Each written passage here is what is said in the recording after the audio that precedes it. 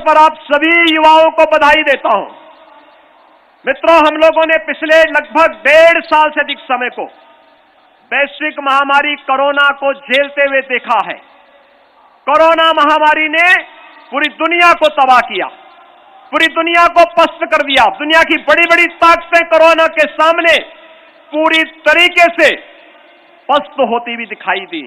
लेकिन भाइयों बहनों, देश के अंदर प्रधानमंत्री मोदी जी के नेतृत्व में कोरोना प्रबंधन जिस तरीके से आगे बढ़ा, हम लोग इस बात को देखते थे जब प्रधानमंत्री जी ने देश के अंदर जनधन योजना लागू की थी, हम लोगों को लगता था इस योजना का क्या लाभ होगा। लेकिन जब कोरोना कालखंड में जनधन अकाउंटधारी उन महिलाओं के खाते में डीबीटी के माध्यम से पैसा जाता था, तब लगता था प्रधानमंत्री मोदी जी की सोच दूरदर्शी सोच है।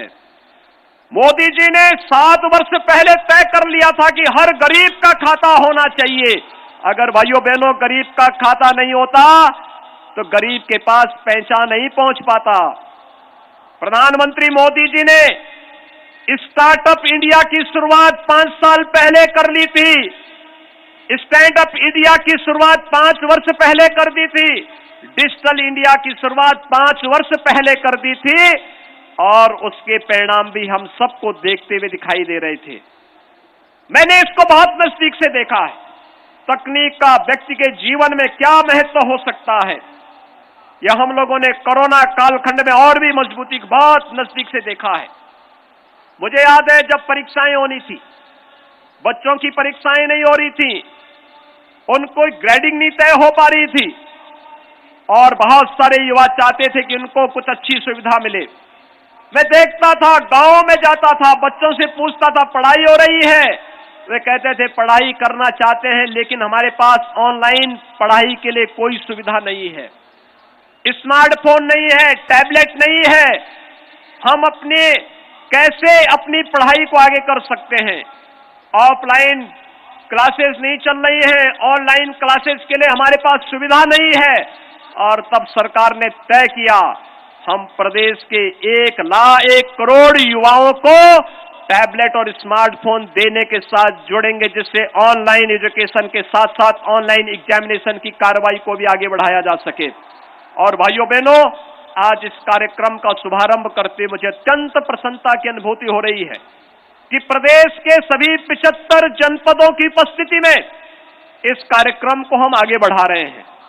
और यहां पर हम लोग न केवल अपने छात्र छात्राओं को जो स्नातक और प्रास्नातक में अध्ययन कर रहे हैं उनको, बल्कि प्रतियोगी परीक्षाओं में भाग लेने वाले और प्रदेश की कोचिंग संस्थाओं में, मुझे याद है जब लॉकडाउन प्रारंभ हुआ था, सबसे पहली चुनौती हमारे सामने आई थी कि कोटा में जो बच्चे प्रतियोगी परीक्षाओं की तैयारी कर रहे थे, उन बच्चों के लिए कैसे उनको उनके घर में सुरक्षित लाया जाए।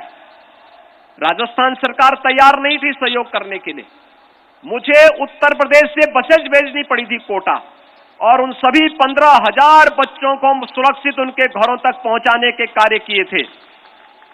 और भाइयों बहनों, तब मैंने तय किया था, तब हमने अपने अधिकारियों को एक जिम्मेदारी दी थी, और जिम्मेदारी ये दी थी कि अब हमारे प्रदेश के बच्चों को प्रतियोगी परीक्षाओं की तैयारी करने के लिए प्रदेश के बाहर न जाना पड़े। इसके लिए हर कमिश्नरी हेडक्वार्टर पर इसकी व्यवस्था की जानी चाहिए। और भाइयों बहनों, आज 10,000 अभ्युदय कोचिंग की व्यवस्था जो हम लोगों ने प्रदेश के अंदर हर एक कमिश्नरी में की है, अब हम उसके हर जनपद तक ले जा रहे हैं। ऐसे 10,000 प्रतियोगी छात्रों की तैयारी करने वाले अभ्युदय कोचिंग से जुड़े हुए युवाओं को भी स्मार्टफोन देने और टैबलेट की व्यवस्था, फ्री में टैबलेट और स्मार्टफोन देने के साथ आज हम जोड़ने जा रहे हैं। मैं इस अवसर पर इन सबको हृदय से बधाई देता हूं, अपनी शुभ